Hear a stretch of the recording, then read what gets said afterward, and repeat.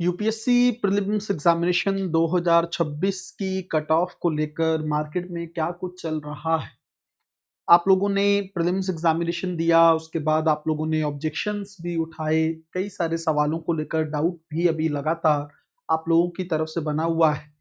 तो अब cut off कहाँ तक जाने वाली है? हालांकि हम लोगों ने पहले भी इसको लेकर बात की थी, लेकिन कुछ लोगों का मानना अभी ये है कि सर शायद कट ऑफ जो है बढ़ सकती है या कम हो सकती है। कुछ कोचिंग इंस्टीट्यूट्स अपनी राय भी बदलते हुए नजर आ रहे हैं। पूरे मैटर को समझने की कोशिश करेंगे और कोशिश करेंगे साइंटिफिक तरीके से, जेन्युइन तरीके से ये जान सकें कि कट ऑफ अगर कम जाने वाला है तो कितना जाने वाला है, और अगर कट ऑफ बढ़ने वाला है तो वो कहाँ तक बढ़ सकता है। ये सारी चीजें हम लोग बहुत अच्छे तरीके से समझने का प्रयास करेंगे। सबसे पहली चीज तो मैं आप लोगों को बताऊं, कुछ कुछ रीजंस मैंने पहले भी दिए थे कि प्रीलिम्स 2026 को लेकर थोड़ा जो है इशू ज्यादा बना हुआ है। उसका रीजन ये है, पिछले 10-15 सालों में ऐसा पेपर कभी आया नहीं है ना। डिफिकल्ट किसको बोलते हैं या बिल्कुल वेग टाइप का पेपर इससे पहले नहीं देखने को मिला है। कठिन पेपर पहले भी बनते रहे हैं, कुछ क्वेश्चंस पहले भी अनएक्सपेक्टेड होते रहे हैं, लेकिन इस बार का खेल कुछ ज्यादा अलग है ना। कई सारे सवाल, लगभग आप देखोगे 3 से 4 सवाल तो रिवर्स को लेकर ही पूछे गए हैं, और वो क्वेश्चन उस तरह के क्वेश्चन हैं जो नॉर्मली स्टैंडर्ड बुक्स में देखने को नहीं मिलते हैं। इवन एक बड़ा रीजन ये है कि खुद मुझे लगता है फर्स्ट टाइम ऐसा देखने को मिला है कि यूपीएससी के चेयरमैन ने इस बात को एक्सेप्ट किया है कि पेपर बहुत ज्यादा डिफिकल्ट इस बार रहा है ना, चैलेंजिंग रहा है एस्पिरेंट के लिए। ये बात उन्होंने खुद भी एक्सेप्ट की। अब देखो, इसके दो कारण हो सकते हैं। या तो हो सकता है उन्होंने पेपर जिस समय बना होगा उस समय ही बोर्ड ने उनको कहा होगा कि इस बार पेपर हम डिफिकल्ट बना रहे हैं, लेकिन उन्होंने अनाउंस अब किया है, पहला कारण। दूसरा ये हो सकता है कि पेपर होने के बाद जब उन्होंने इंटरनेट पे रिएक्शंस देखे होंगे लोगों के, तब जाके उन्होंने ये एक लाइन कहना उचित समझा होगा। बहरहाल जो भी चीजें हुई हैं वो एक अलग मैटर है, लेकिन कहीं ना कहीं पे खुद यूपीएससी ने इस बात को एक्सेप्ट किया है कि इस बार का पेपर काफी ज्यादा डिफिकल्ट और चैलेंजिंग है, खास करके उन एस्पिरेंट के लिए जो बहुत सालों से लगातार मेहनत कर रहे हैं। तो पेपर डिफिकल्ट रहा है। और कौन कौन से कारण जो हैं इसको डिफिकल्ट बनाते हैं, उसका पहला कारण ये है कि क्वेश्चन बिल्कुल हटके था, है ना।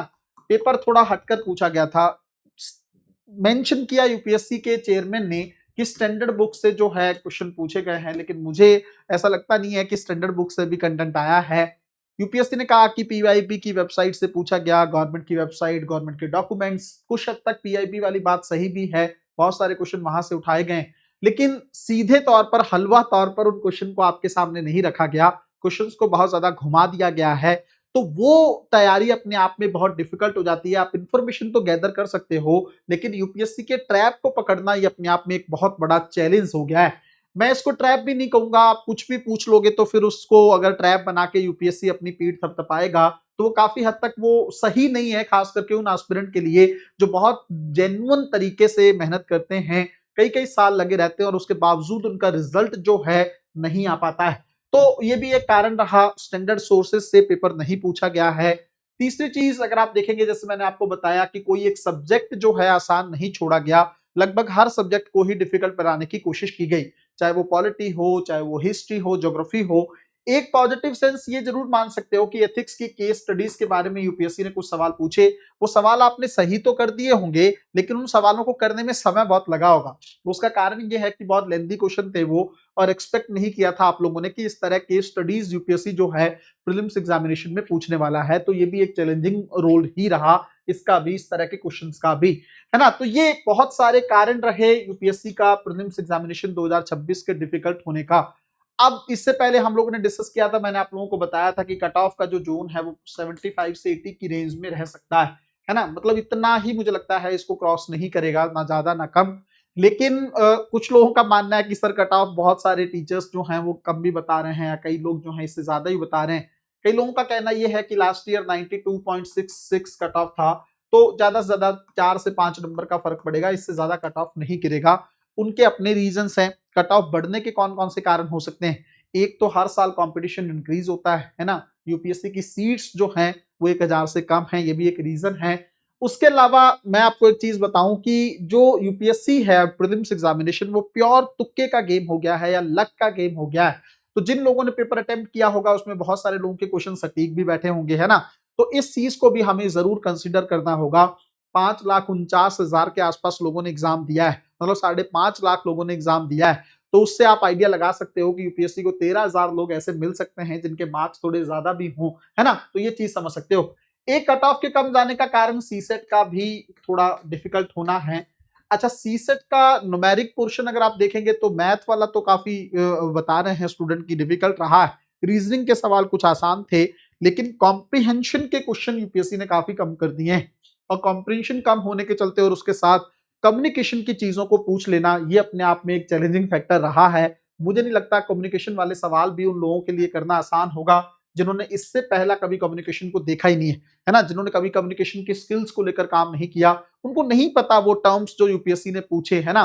नॉर्मल बेसिक बेसिक टर्म भी मेमोरेंडम ऑफ अंडरस्टैंडिंग किसको बोलते हैं, ये आप लोग पढ़ते थे हो, साइन भी होता है देशों के बीच, पता नहीं होता कि इसके अंदर क्या है। सर्कुलर किसको बोलते हैं इसके बारे में आप लोगों ने सुना जरूर होगा, बट सर्कुलर एक्चुअल में होता क्या है ये थोड़ा सा बच्चों के समझ से बाहर रह जाती हैं कई बार चीजें, खास करके तब जब आपको पता ही नहीं है कि कम्युनिकेशन स्किल्स को लेकर सवाल सीसेट में पूछे जाने वाले हैं, है ना। तो सीसेट उस नजरिए से, और अगर आप जो रिमेनिंग कॉम्प्रिहेंशन है, जो सवाल प्योर कॉम्प्रिहेंशन के पूछे गए वो सवाल भी अगर आप देखेंगे तो उनके अंदर जो लैंग्वेज है वो बहुत ही डिफिकल्ट है।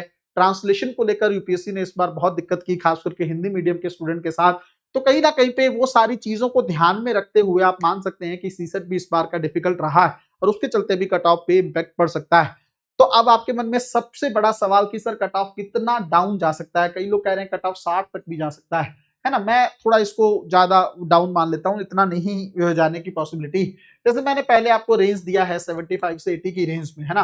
बट जिन लोगों का स्कोर जो है इवन 65 प्लस भी बन रहा है ना, या 70 प्लस भी बन रहा है, वो लोग भी होप रख सकते हैं प्रीलिम्स एग्जामिनेशन के क्वालिफाई करने को लेकर। देखो, मैंने आपको बहुत सारे रीजन दिए हैं जिसके चलते जो है कट ऑफ कम रह सकता है, लेकिन एक दो फैक्टर्स को कंसिडर करना होगा जिसके चलते कट ऑफ थोड़ा सा बढ़ता है। वो एक फैक्टर तो है कि हर साल कंपटीशन इंक्रीज होता है, एक फैक्टर है कि एआई टूल्स भी बहुत बड़ा रोल प्ले करते हैं। वो बात अलग है कि अगर इस बार के यूपीएससी के सवालों को आप एआई से भी पूछेंगे तो वो भी अलग अलग आंसर दे रहा है, तो यूपीएससी का एक सटीक आंसर वहां से देखने को नहीं मिल रहा है ना। तो इसके चलते भी आप मान सकते हैं कि एआई से बहुत बड़ा हेल्प तो यूपीएससी में आपको नहीं मिला होगा। ये बात मैंने जब यूपीएससी का प्रीलिम्स नहीं हुआ था उससे पहले 3-4 बार मैंने ऐसी वीडियोस बनाई थी, आप चाहो तो उन वीडियोस को देख सकते हैं। उन वीडियोस में मैंने बार बार एक बात कही थी कि यूपीएससी इस बार डिफिकल्ट पेपर पूछने वाला है, थोड़ा हट के, जहां चैट जीपीटी, जेमिनी, ये सब एआई टूल्स भी आपको हेल्प ना कर सकें। यूपीएससी अपनी दादागिरी टाइप की दिखाने वाला है कि मैं ऐसा पेपर बनाऊंगा जिसको एआई के टूल्स भी सही तरीके से सॉल्व नहीं कर पाएंगे, है ना। तो ये सारी चीजों को लेकर हम लोगों ने पहले बात की थी। तो मैं फिर से आप लोगों को कहूंगा, जिन लोगों के मार्क्स 65 या 70 के आसपास बनना है वो होप रख सकते हैं, लेकिन कट ऑफ जो है मेरे हिसाब से 75 से 80 के बीच में ही जाएगी। इससे कट ऑफ जो है कम नहीं जा सकती, या इससे ज्यादा 80 से ज्यादा जाने की पॉसिबिलिटी भी मुझे अभी काफी कम लग रही है ना। तो प्रीलिम्स की जिन लोगों ने तैयारी कर ली है या जो लोग होप करके बैठे हैं वो तो मेंस एग्जामिनेशन की तैयारी करेंगे ही। जिन लोगों का नहीं भी बन रहा है वो भी अपना टाइम मत वेस्ट करो, मेंस एग्जामिनेशन को देखो, इस बार नहीं तो अगले साल तो आप लोगों को देना ही, तो टाइम मत वेस्ट करो, मेंस एग्जामिनेशन की तैयारी शुरू कर दो। ऑप्शनल पेपर को उठा सकते हो, ऐसे को लेकर काम कर सकते हो। डिलाइट आईएएस की तरफ से भी एथिक्स का बैच जो है वो शुरू होने वाला है, आप लोग उसमें भी ज्वाइन कर सकते हो। एथिक्स एक बहुत बड़ा रोल प्ले करता है मेंस एग्जामिनेशन के पॉइंट ऑफ व्यू से। अगर आप चाहते हैं कि 120 से ज्यादा मार्क्स आप एथिक्स के पेपर में स्कोर कर सकें तो डिलाइट आईएएस के एथिक्स बैच को ज्वाइन करके अपनी चीजों को और बेहतर बना सकते हो।